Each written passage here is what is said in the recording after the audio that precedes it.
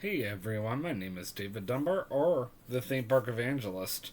I know I'm not wearing my glasses at the moment. I was actually getting ready for bed and I remembered, oh yeah, I need to do a YouTube video tonight on the rise and fall of another attraction of some sort. And I had to think about it because I don't necessarily want to do Ellen's Energy Adventure yet, or AKA the Universe of Energy. I think I'll wait till May 27th to do that, which is next Friday.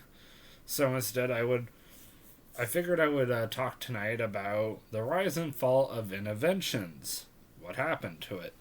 Innoventions opened with Epcot back in the late 80s, early 90s. Now, I don't necessarily remember the old Innoventions very well, but my dad used to work at Innoventions back a long time ago.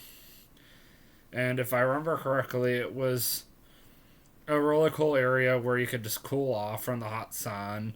It had some really cool, like, hands-on kind of things. There was areas where you could watch videos. You would have the employees come up and they would just basically introduce what you're about to watch. Unfortunately, I did not start going to interventions until the early 2000s, late 2000s. I personally remember Innoventions the best. As I said, around the 2000s, just because that's when I was going the most. I don't personally remember the 1980s, 1990s Innoventions very well, but when I started going Innoventions a lot, there was a ride at one point that was just like Cyberspace Mountain, and it was called the Sum of All Thrills. So Innoventions, for just so you guys know, was two sides. There was one side that was more hands on, and then the other side was kind of hands on, but also had some like videos that you could watch, which were really neat. So there was Innoventions West and Innoventions East. Innoventions West was over by Soaring, and then Innoventions East was over by Test Track.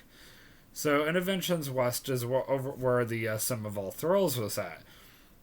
You would go over, you would actually get to design your own roller coaster, and then you got to ride it afterwards, which was kind of cool, just like Cyberspace Mountain. However, though, you had to use math or your math skills to be able to build a roller coaster. So a little different than Cyberspace Mountain because they wanted to use a more educational side of the story or side of the coin to do it. I also remember one time I went into Innoventions on the east side and I went and saw a video about the dangers of hurricane or tornado and just kind of what kind of effects it would do. And then there was another one about fire safety. Well, I've always been taught that, you know, learning about fire safety is extremely important. So I thought it would be kind of neat. Well, it ended up being really corny, but I'm still kind of glad I did it. So they basically had a miniature house that was built in the middle of this area, and you had a cast member that basically stood there and he pressed a button, and these lights would shine down and it was supposed to be like a flame of some sort, and then he started going beep beep beep, and I'm literally just crawling around on my hands and knees, and he would tell me, oh, you can't go that way, there's fire there, oh, you can't go there. So I had to figure out how to crawl out of the house without necessarily crawling into the fire or the pretend fire. It was lame. I'm kind of glad I did it the one time. My mom just kind of stood there and she's like, what are you doing? Kind of deal. They also had areas where you could draw, if I remember correctly. And I mean, it's definitely been a while. I believe that when I was a custodian, they did take me into Innoventions.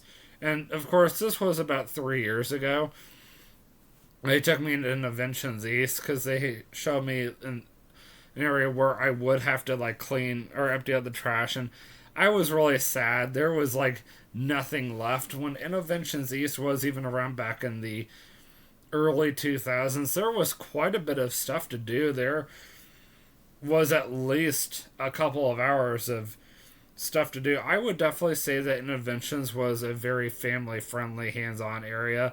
I would highly recommend, I mean, I would have highly recommended, I should say, for kids, because kids would have definitely enjoyed it.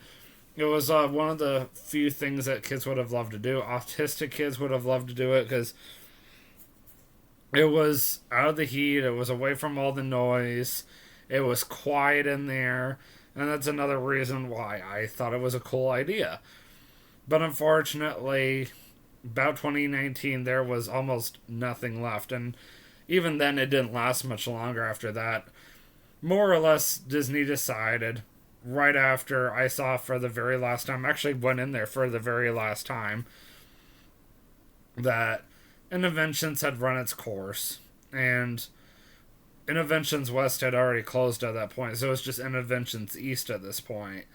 And they were in the process of tearing all that stuff down and preparing for future Epcot, which is exactly what they're in the process of doing right now. Nothing is really set in stone for future Epcot yet, other than you got Cosmic Rewind that's about to open. You got the Moana ride that's about to replace the Wonders of Life Pavilion.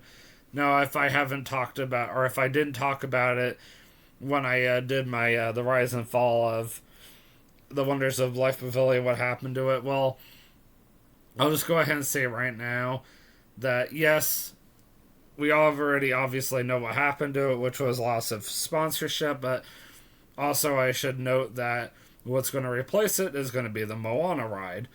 And there's even an article that's floating around right now. I would encourage you guys to look at that. I need to look at myself, which is why Epcot was chosen as the host park to have a Moana ride in it, which is really interesting. Just like I'm trying to figure out, why is Magic Kingdom going to host an Encanto ride? Why are they going to replace this with Small World of Encanto? When it actually does happen, as sad as it is, I'm going to have to do a rise and fall YouTube video on It's a Small World. I'm really sad about it, but at the same time, what are you going to do about it, you know? It's that kind of thing. So, anyway, yeah, more or less, a lot of things at Epcot are still kind of up in the air.